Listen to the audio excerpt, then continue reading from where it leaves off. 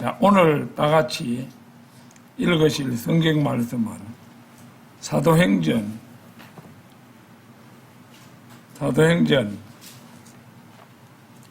11장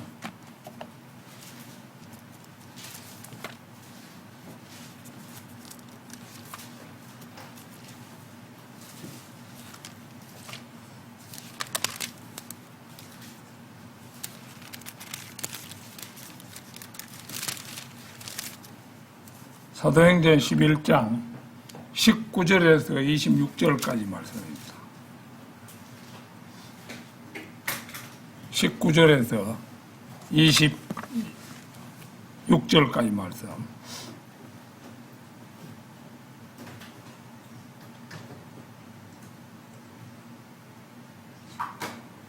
사도행전 19절에서 26절까지 말씀. 다 찾으신 줄 알고 받들어 읽겠습니다.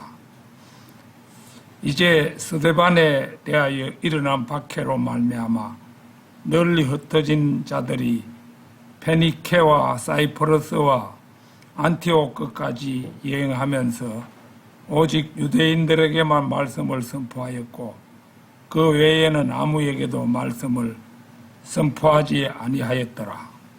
그런데 그들 중 일부가 사이프러스와 키레네 출신 사람들이었는데 그들이 안티오크에 도착하였을 때 그들이 헬라어를 말하는 사람들에게 전하며 주 예수를 선포하였더라.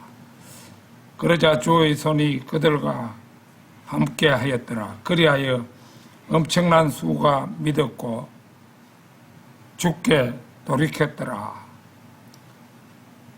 그때 이런 일들에 관한 소식들이 예루살렘에 있던 교회의 귀에 들어갔더라. 그리하여 그들이 바나바를 파송하여 그가 안티오크까지 가도록 하였더라. 이때 이미 바나바는 대표적인 사도의 바나바 사도 이렇게 보통 부르는데 그런 상태에 이르렀던 것을 짐작해 볼 수가 있습니다. 그래야 그들이 바나바를 파송하여 그가 안티오크까지 가도록 하였더라. 그가 와서 하나님의 은혜를 목격하였을 때 그는 흡족하였으니 그들 모두에게 마음의 결단과 더불어 그들이 주께 밀착할 것을 권면하였더라. 이는 그가 선한 사람이요 성령님으로 또 믿음으로 충만하였기 때문이라. 그리하여 많은 이들이 주께 더하여졌더라. 그때 바나바가 타르수스로 떠났으니, 타르수스라는 지명이 나오는데 이게 이제 우리가 과거 사용했던 성경에 타소라고 나오거든요. 타소. 타소 사람 사울이라 그 사도 바울을 말하는 거죠. 그래서 타르수스가 타소를 말하는 것입니다. 떠났으니 사울을 찾기 위해서였더라. 타소 사람이니까 타소에 있겠죠. 그래서 이제 바나바가 이제 그 타소로 가서 바울을 데리고 오는 겁니다. 그리고 그가 그를 발견하였을 때 그가 그를 안티오크로 데려왔더라. 그러자 이러한 일이 있었으니 1년 내내 그들이 스스로 교회와 더불어 모였고 많은 이들을 가르쳤더라. 그리하여 제자들이 안티오크에서 처음으로 그리스도인들이라고 불렸더라. 오늘은 그 그리스도인이란 말이 처음 쓰이게 된 그 내력이 나와 있죠. 그래서 오늘 드릴 말씀의 제목은 그리스도인들은 누구이며 그들은 어떤 사람들인가? 그리스도인들은 누구이며 그들은 어떤 사람들인가? 이런 제목으로 말씀드리겠습니다. 우리가 이제 방금 읽어보았던 이 대목은 바울의 공식적인 1차 선교 여행 이전의 초대교회의 선교 활동에 대해 말해주고 있습니다. 성경 비평과 필사본 정거를 공부하는 학생들이 있다면 언급된 지역들에 주의 깊은 관심을 보여야 합니다. 적어도 바이블 빌리보로서 이제 뭐 성경 말씀을 공부한다든지 이렇게 할 때는 이제 그 필사본이 어떤 게 정확한 필사본이고 어떤 게 변개가 들어간 그런 것인지 판별할 수 있는 눈이 있어야 되겠죠.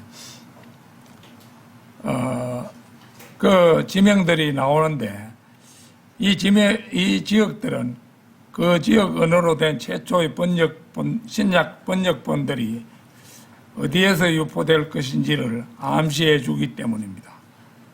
본문에서 안티오크란 단어가 규칙적으로 나타나고 있습니다.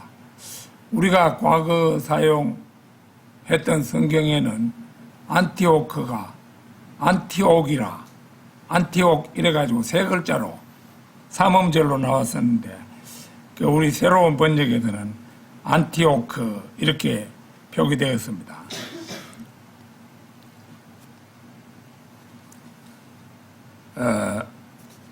이것은 믿음으로 말미암아 은혜로 받는 구원의 메시지의 근원지가 안티오크였음을 보여줍니다. 예루살렘이나 로마나 알렉산드리아가 아닙니다.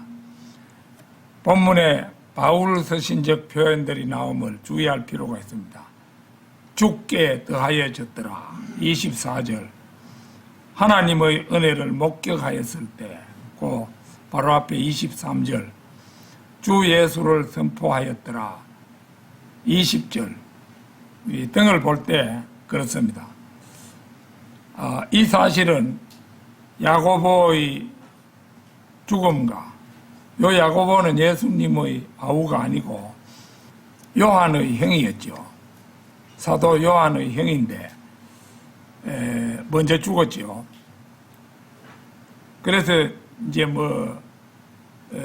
야고보서를 읽어보면은 구원이라든지 이런 말이 그 본래 의미의 구원 이런 게 나오질 않아요. 야고보의 죽음과 베드로의 감금 이후에 일어난 사건들로 볼 때 명백합니다. 안티오크는 초기 기독교의 중심 도시입니다.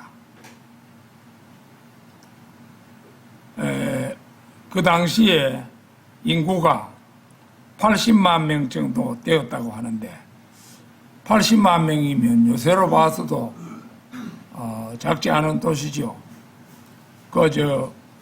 포항이 요 근처에서 제일 큰 도시고 요 경상남도에는 울산이 있습니다만은 울산은 이보다도 훨씬 크고 포항은 한 50만 조금 넘는다고 볼 때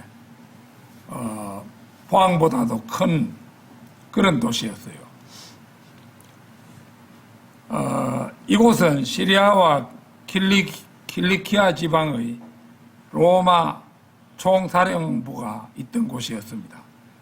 특히 안티오크는 AD 1000년에서 1200년 십자군 전쟁 때 크게 부각되었으며 예루살렘, 비잔틴, 다마스쿠스, 에이크와 더불어 주요 점령지의 하나로 여겨졌습니다. 이 안티오크는 바울의 선교 활동의 근거지입니다. 바나바가 그 안티오크 와가지고 타르수스로 와가지고 사울을 데리고 갔죠. 이 사람이 바로 바울이잖아요.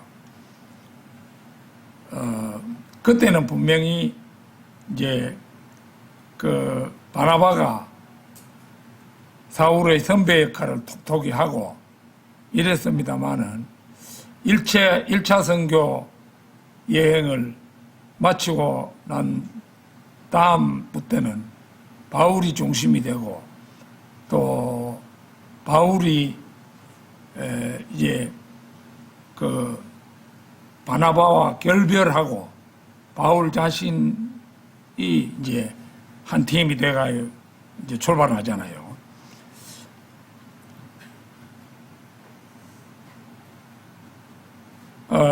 그래서 이 안티오크는 바울의 선교 활동의 근거지입니다.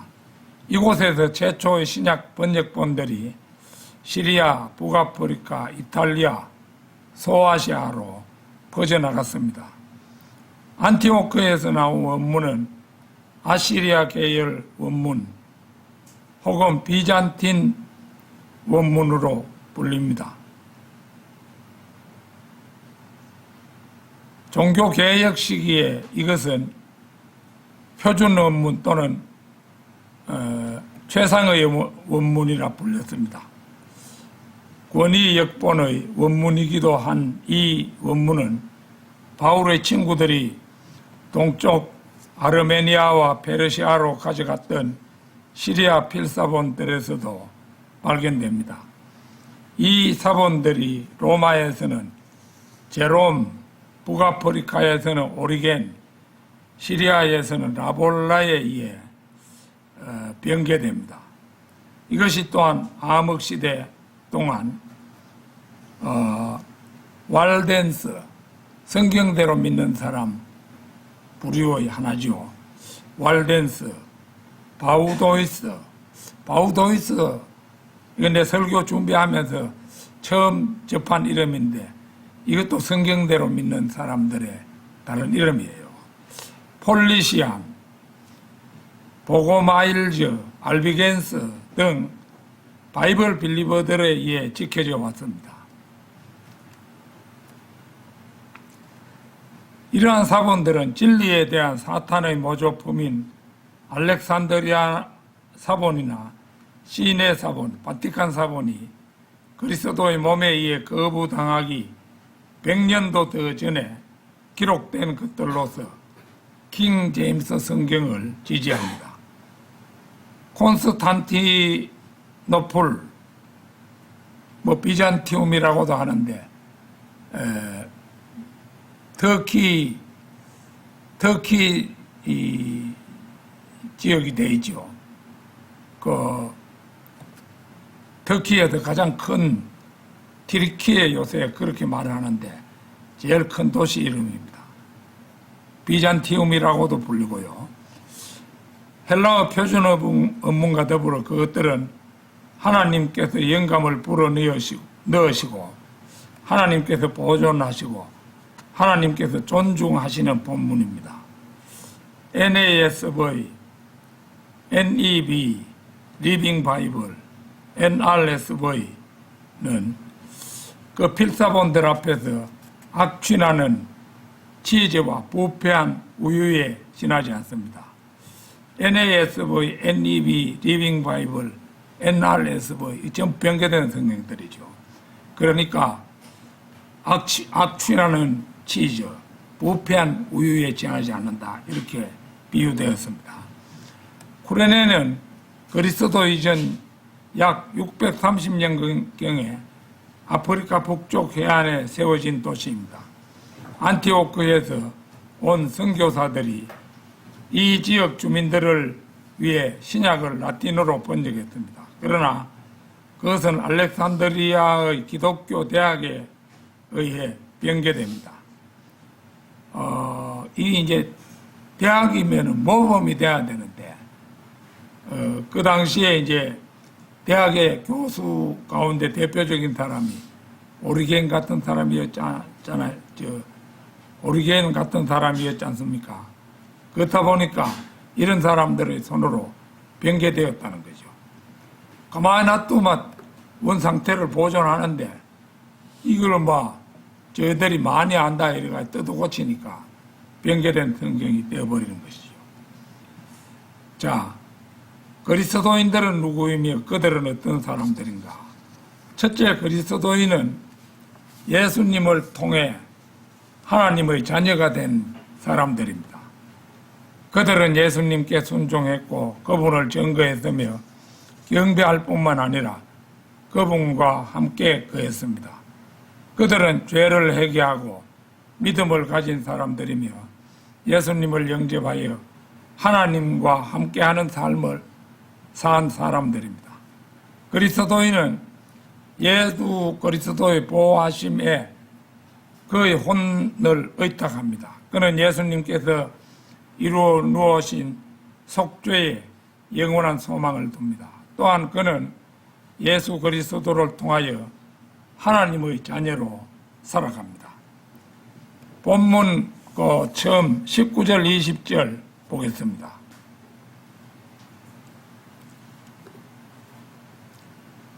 이제 스데반에 대하여 일어난 박해로 말미암아 널리 흩어진 자들이 페니케와 사이프러스와 안티오크까지 여행하면서 오직 유대인들에게만 말씀을 선포하였고 그 외에는 아무에게도 말씀을 선포하지 아니하였더라.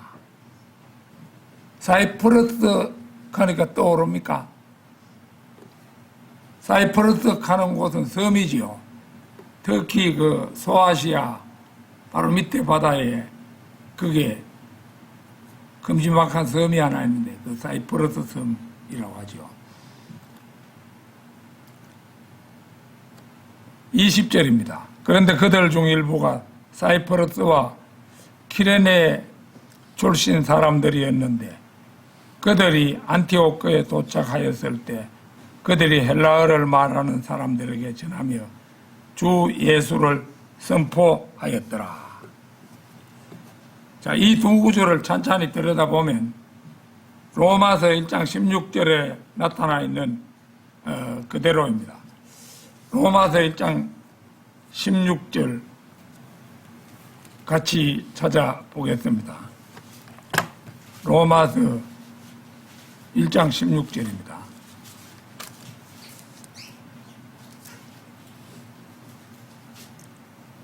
이는 내가 그리스도의 복음을 부끄러워하지 아니하기 때문이니 이 복음이 믿는 모든 자를 구원에 이르게 하는 하나님의 권능이기 때문이라. 먼저 유대인에게요 또한 헬라인에게로다. 이 구절을 두고 주석가는 반드시 암송해 두어야 할 구절이라고 말합니다. 우리로 하여금 구원에 이르게 했던 하나님의 능력은 예수 그리스도께서 우리의 죄들을 위해 죽으시고 장사 지낸 바 되었다가 사흘 만에 죽은 자들로부터 다시 일으켜지셨다는 데에 있습니다. 구원받은 우리에게 있어서 이것은 곧 하나님의 능력이었습니다. 구원에 이르게 하는 하나님의 능력은 성령이 아니라 복음입니다. 먼저 유대인에게요 또한 헬라인에게로다. 이 대목은 유대인 출신 복음 전도자들은 이방인을 대상으로 한 선교활동 지원에 앞서 유대인들을 대상으로 한 선교활동 지원이 우선되어야 한다는 자신들의 주장을 뒷받침하기 위해서 이 구절을 증거 구절로 내세웁니다. 주장 자체가 잘못은 아닐지라도 이 구절을 그런 식으로 적용하는 것은 잘못입니다. 왜냐하면 이 구절은 복음이 먼저 유대인들에게 전해졌다가 후에 유대인들에게 거부되고 이방인들에게로 옮겨갔다는 것을 말하는 것이기 때문입니다. 사도행전을 보면 그러한 과정을 잘 알 수 있습니다.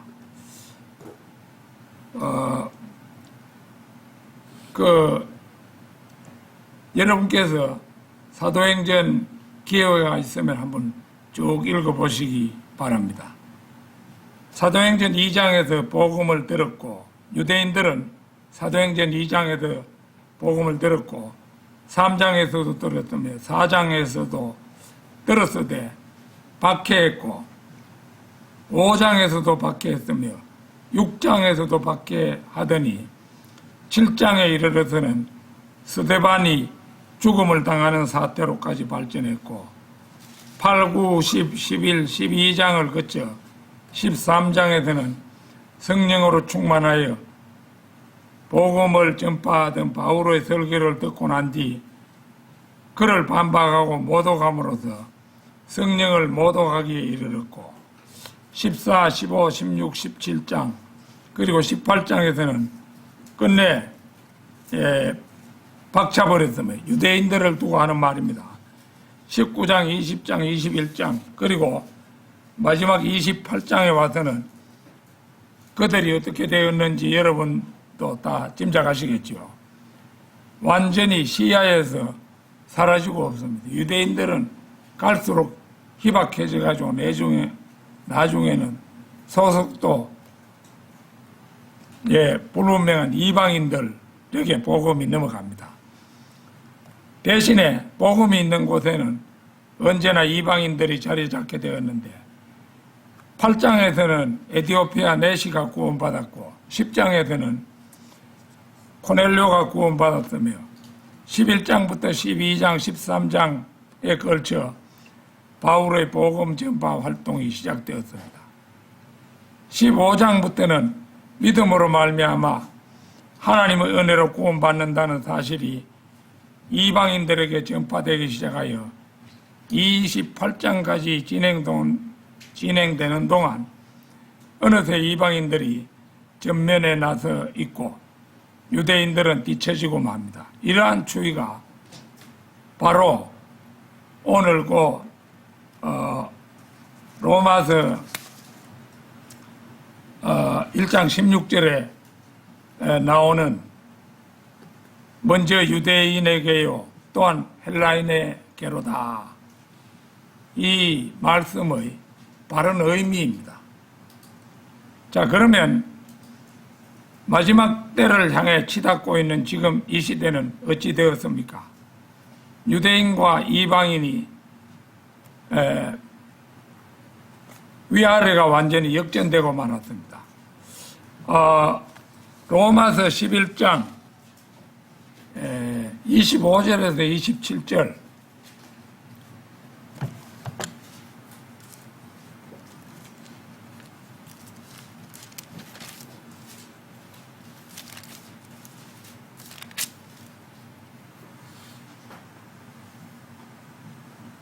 (25절에서) 27절입니다. 형제들아, 이는 너희가 이 신비에 대해 무지하게 되기를 내가 바라지 아니하기 때문이니 너희가 너희 자신의 망상들 가운데서 지혜롭게 되지 않게 하려 함이라. 부분적으로 눈멀게 됨이 이스라엘에게 발생되었으니 이방인들의 충만함이 들어올 때까지라.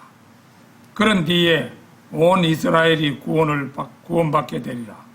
기록된 바와 같으니 시온으로부터 구출자가 나오시리니 그리하여 야곱에게서 불경건한 것을 치워버리시리라. 이는 내가 그들의 죄를 제거할 때 그들을 향한 나의 언약이 이것이기 때문이라 하였도다. 지금 이 시대는 이방인들이 꼭대기 올라앉아 있고 유대인들은 바닥을 끼고 있습니다. 유대인들이 아직 신약 성경도 모르잖아요. 구약 성경만 알고 있고.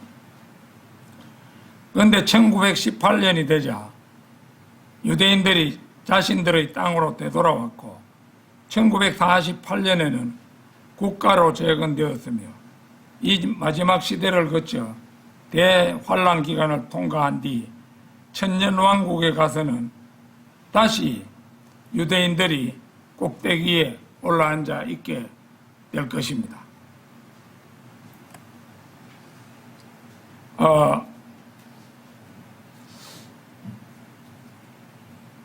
본문 말씀 21절입니다. 그러자 주의 손이 그들과 함께 하였더라. 그리하여 엄청난 수가 믿었고 죽게 돌이켰더라. 여기에서 주의 손이 그들과 함께 하였더라 하는 대목은 구약적인 표현입니다. 욥기 12장 9절에서 찾아보진 않겠습니다. 누가 이 모든 것들 안에서 주의 손이 이것을 이루셨음을 모르느냐. 그 주의 손이란 말이 나왔죠. 열왕기하 3장 15절에서 그러나 이제 음유시인 한 명을 저게 데려오소서. 그리하여 그 음유시인이 연주할 때 이러한 일이 있었으니 주의 손이 그의 위에 임하셨더라. 여기도 주의 손이 나왔죠. 이게 구약적인 표현이라 이겁니다. 23장 죽게 밀착할 것을 권면하였더라. 이 표현 역시 구약적 표현입니다. 바울이 안티오크에 되돌아갔을 때는 우리 오늘 본문 말씀에 26절에 나오지요. 4년간의 수습 기간을 마친 후였고 이제 그는 이 바울은 설교뿐만 아니라 가르칠 자격을 갖추게 됩니다. 자,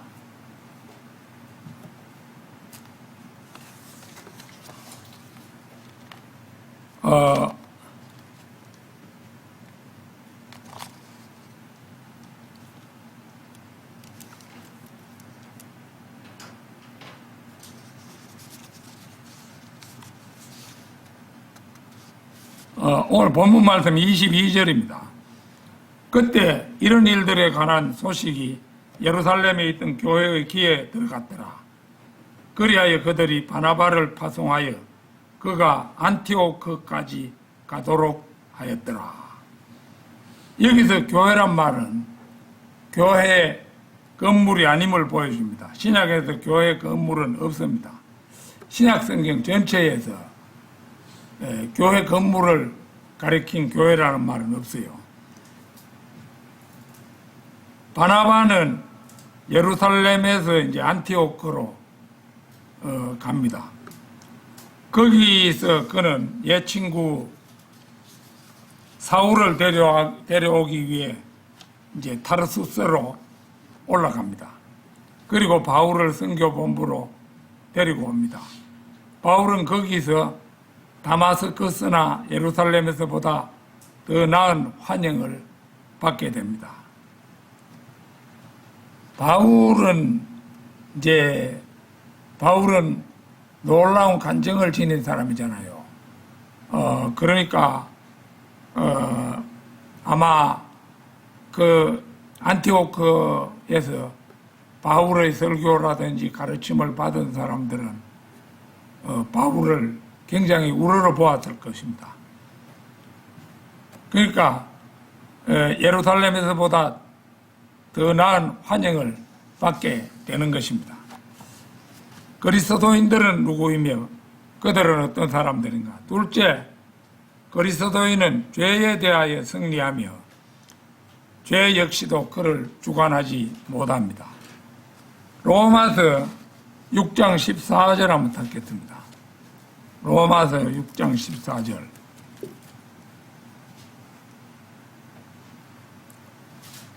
이는 죄가 너희를 지배할 수 없을 것이기 때문이니 너희가 율법 아래 있지 아니하고 오직 은혜 아래 있기 때문이라. 죄가 죽을 몸 안에서 군림하면 그 몸을 죄가 주관합니다. 반대로 여러분이 죄에 군림하면 당연히 죄는 더 이상 여러분을 주관하지 못합니다. 주님께서는 우리를 구원하셨습니다. 따라서 우리는 이제 너희가 율법 아래에 있지 아니하고 오직 은혜 아래에 있기 때문에 죄가 더 이상 우리를 주관할 수 없는 위치에 서게 된 것입니다. 단 죄가 여러분을 주관하는 것을 여러분이 원하지만 않는다면 여러분은 결코 죄의 종노릇을 하지 않아도 된다는 얘기입니다. 여러분이 죄에게 종노릇 하기를 원치 않는다면 죄는 여러분에게 절대로 주인 행세를 못하도록 되어 있는 위치에 여러분은 지금 놓여 있다는 얘기입니다. 그러나 만약 죄가 여러분을 마음대로 부려먹기를 여러분이 바란다면 얘기는 사뭇 달라집니다. 문제는 여러분의 의지에 달려 있습니다. 주님께서 여러분으로 하여금 죄의 종로릇을 하지 않아도 되게끔 해주셨지만 여전히 구원받기 전의 상태로 돌아가기를 고집한다면 여러분은 여전히 죄의 종으로 그대로 있는 겁니다. 만약 여러분이 그것을 바라지 않는데도 죄가 여러분에게 군림하여 여전히 여러분을 종으로 부린다면 여러분에게 뭔가 잘못돼도 크게 잘못된 것이 있기 때문입니다. 그게 무엇이겠습니까? 하긴 수많은 그리스도인들이 이런 상황에 처해 있는 게 사실입니다. 실은 바울도 그랬습니다. 로마서 7장 15절 한번 찾겠습니다. 7장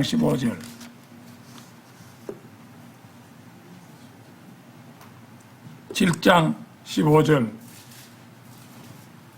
이는 내가 행하는 그것을 내가 수용하지 아니하며 내가 바라는 그것을 내가 행하지 아니하기 때문이라. 오히려 내가 정오하는 그것을 내가 행하는 도다. 이처럼 바울은 구원받고 나서도 죄의 문제로 고심하고 있었던 게 분명합니다. 이처럼 바울은 구원받고 나서도 죄의 문제로 고심하다가 그는 어째서 자신이 바라는 것은 행하지 않고 오히려 미워하는 것을 행하게 되는지 생각해 보았습니다. 자, 그 뒤에 17절 한번 보십시오. 17절 여기서 이제 그는 그 원인이 뭔가를 알아냈습니다. 17절 그렇다면 이제 그것을 행하는 이는 내가 아니라 다만 내 안에 거하고 있는 죄니라. 바울은 바라지 않는데도 그것을 자꾸 행하는 자가 자기 자신이 아니라 자기 속에 거하는 죄라고 단정지었습니다. 바울에게 있어서 나는 물론 겉사람이 아니라 속사람이고 예수 그리스도로 말미암아 하나님께 산 자, 그 속사람이죠. 즉 거듭난 새 사람을 가리킨 말입니다. 그 나를 움직이고 가동하시는 분은 물론 주님이십니다. 여러분이 그리스도인이라면 여러분이 진짜 나를 다스리는 분은 우리 주님이십니다. 그럼에도 불구하고 죄가 여러분의 육신 위에 군림하도록 놓아두면 죄는 여러분의 육신을 여전히 움직이고 지배합니다. 여러분이 결코 바라지 않더라도 말입니다. 그러기에 우리의 속사람은 죄가 죽을 수밖에 없는 몸 안에서 군림하지 못하게 우리의 몸을 단단히 단속하지 않으면 안 됩니다.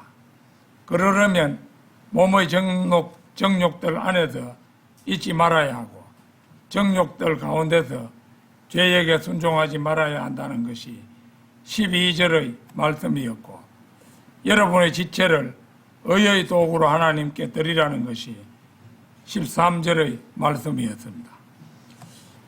어떻게 그럴 수 있겠습니까? 이때 바로 여러분의 의지가 필요한 것입니다. 여러분의 의지만이 육신과 죄를 지배할 수 있습니다. 육신과 죄는 알고 보면 여러분의 의지에 굴복할 준비가 되어 있다는 점을 우리는 잊어서는 안 됩니다. 왜 그렇겠습니까? 우리는 이미 구원받은 사람이기 때문입니다. 주님께서 우리를 그런 위치에 놓아주셨습니다. 이것이 13절에서 언급한 대로 우리에게 제공된 제3의 위치입니다. 여러분은 더 이상 율법 아래에 있는 것이 아닙니다. 여러분은 이미 하나님의 은혜 아래 들어와 있습니다. 죄는 율법 아래서나 행세하지 은혜 아래서는 맥도 추지 못합니다. 문제는 우리 자신의 의지입니다. 우리가 의지로서 단호히 그것을 죄의 권유를 무시하면 된다는 것입니다. 그리스도인들은 누구이며 그들은 어떤 사람들인가? 셋째, 그리스도인은 예수님께서 행하신 대로 행하고 선한 일을 위해 두루 다니며 연약한 자들을 돕고 넘어진 자들을 일으켜주며 도움이 필요한 자들의 필요를 힘 닿는 데까지 공급함으로 축복하는 사람입니다. 오늘의 본문 말씀에는 대표적인 두 사람이 나옵니다. 그들은 바나바와 바울입니다. 본문 25, 26절 보겠습니다. 자, 25절부터 읽겠습니다. 그때 바나바가 타르수스로 떠났더니 사울을 찾기 위해서였더라. 그리고 그가 그를 발견하였을 때 그가 그를 안티오코로 데려왔더라. 그러자 이러한 일이 있었으니 1년 내내 그들이 스스로 교회와 더불어 모였고 많은 이들을 가르쳤더라. 그리하여 제자들이 안티오크에서 처음으로 그리스도인들이라고 불렀더라. 그러니까 그리스도인이라는 말이 이때 생겨난 거예요. 그러니까 2000한 70년 그 정도 되었다고 봐야 되겠죠. 그때 이제 사도 바울이 활동하는 시기니까 그 정도 됐는지도 모르겠습니다. 그래서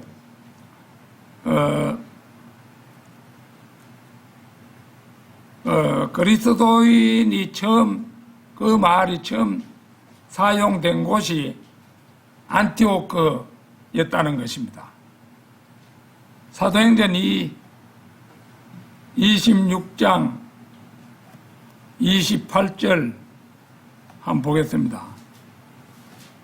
그때 아그리파가 사도행전 26장 28절 그게 그리스도이라는 말이 쓰이고 있는데요.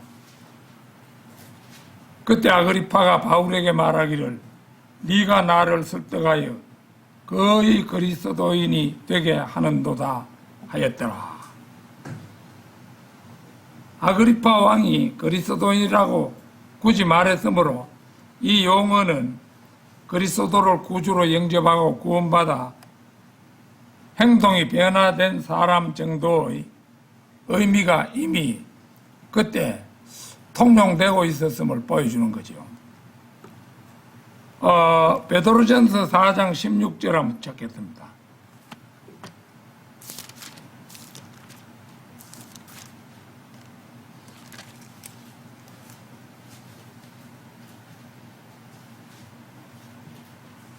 그럼에도 누구든 그리스도인으로서 고통받는다면 그는 부끄러워하지 말지니라.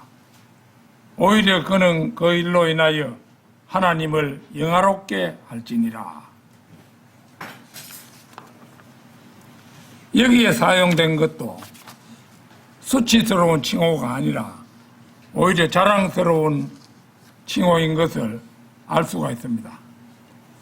바나바는 신약에서 나타난 첫 번째 선한 사람이라고 할 수 있죠. 믿는 사람이 된 것이라든지 이런 면에서 바울에게 선배였죠. 선배되는 사람이었는데 나중에는 두 사람이 따로 독립해서 그 선교 팀이 둘로 나누어지는 것을 우리가 성경에서 읽을 수가 있죠. 바나바는 신약에 나타난 첫 번째 선한 사람입니다. 그의 선함은 분명히 성령으로 충만함과 관련되어 있으며 그의 선함은 유일하게 선하신 분이신 하나님께로부터 나온 열매이기 때문입니다. 그의 선함은 하나님께로부터 이제 나왔는데, 바나바는 안티오크 교회에 머물면서 그 교회의 일을 했던 것 같습니다. 그러니까 거기서 가르치는 일을 했겠죠. 예루살렘에서 파견된 사람이기 때문에 이 바나바가 이제 교회 일을 했던 것 같습니다. 그리고 그곳에서 거리 멀지 않은 타르수스가 타소라고 얘기했죠. 타르수스를 방문하여 바울을 데리고 안티오크로 와서 혼자가 아닌 두 사람이 된 그들은 1년 내내 교회에 모여드는 사람들을 안티오크 교회에서 가르칩니다. 그런데 거기서 놀라운 기적이 일어났던 것입니다. 바나바와 바울의 양육을 받은 안티오크 교회 제자들이 뜨도 말고 덜도 말고 그리스도인들이라 불렸다는 것입니다. 왜 그렇게 불렀겠습니까? 바나바와 바울을 통해 전수받은 안티오크 교회 제자들은 그리스도의 인품을 그대로 쏙 빼닮은 사람들이 되었기 때문에 그 입으로부터 그리스도인들이라 이런 말이 나왔던 겁니다. 안티오크와 관련된 이름들은 알렉산드리아나 로마와 관련된 이름들과는 한눈에 봐도 다르다고 할 수 있습니다. 일찍이 르크만 박사는 이를 두고 비유했습니다.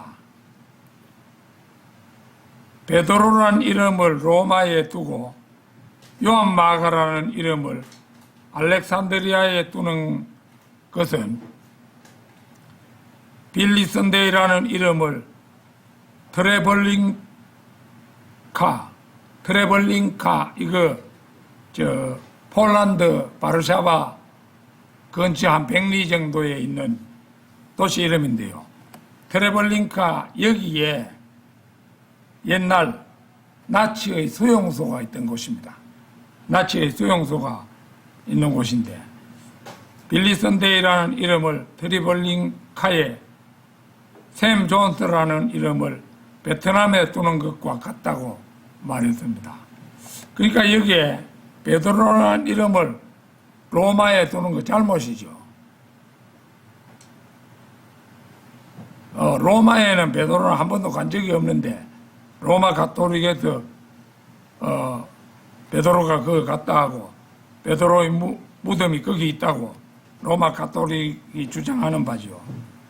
그러니까 그게 엉터리입니다.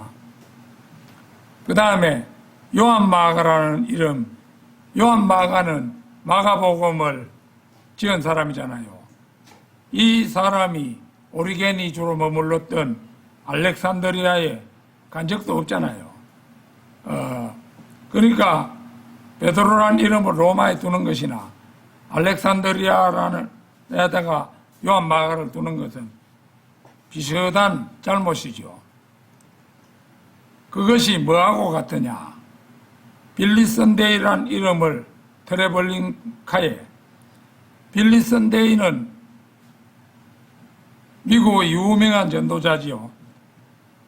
그런 사람을 나치 수용소가 있던 트레벌링카에 두는 것이나, 그 다음에 샘 존스도 유명한 전도자지요. 이런 사람을 베트남에 두는 것과 같다고 그렇게 말했습니다.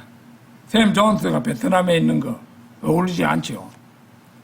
베트남에 그는 지금도 불교를 굉장히 많이 믿는 국가입니다. 자, 그래서 이 시기에 이제 대표적인 바른 사람들을 한번 소개해 보면은 크리소스 톰이라는 사람이 있는데, 크리소스 톰, 이 사람의 성격은 그 시대의 이 사람의 성격이 아니고 성경은 그 시대의 AV와 98%가 일치한다고 합니다. 그러니까 바른 성경을 사용한 사람이라 이렇게 볼 수 있지요. 이그나티우스 지하 출구에서 사자에게 먹혀 순교한 사람입니다. 테오도렛 가장 진실된 의미에서 보수주의 주석가입니다. 그 다음에 디오도루스 성경을 폭류적 의미로 풀지 않고 문자적 의미의 명백한 뜻으로 해석한 최초의 주석가입니다. 바실 구령하는 유명한 설교가였습니다. 그레고리 두 사람이 있었는데요. 구령하는 설교자들이었으며 성경 주석가들이었습니다. 네스토리우스 마리아를 하나님의 어머니라고 부르는 것을 거부했습니다. 루시안 위대한 성경 교사였습니다.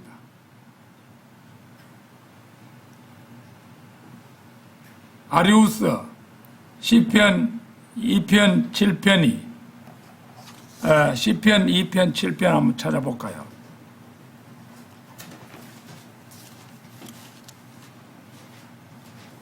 시편 2편 7절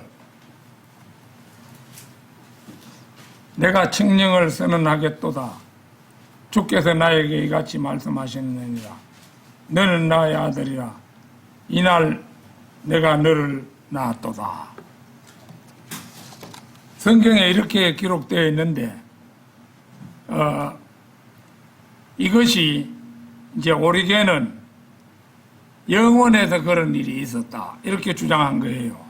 그러니까 이 아리우스는 영원에서 일어난다는 오리겐의 주장에 대해서 설명을 요구했던 사람이에요. 그 당시에.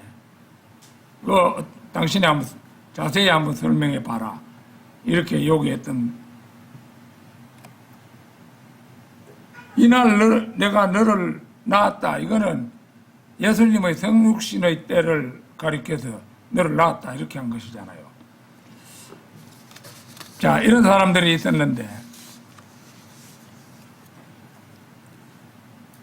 그리스도의 신성을 빵 한 조각으로 평가절하시킨 교회는 안티오크에 있는 교회가 아니었습니다.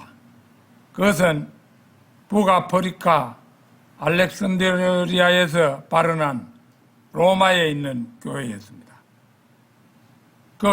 지금도 이 빵은 매주마다 아주 그들에게 요긴하게 사용이 되고 있죠. 자, 결론적으로 그리스도인은 어떤 사람들입니까?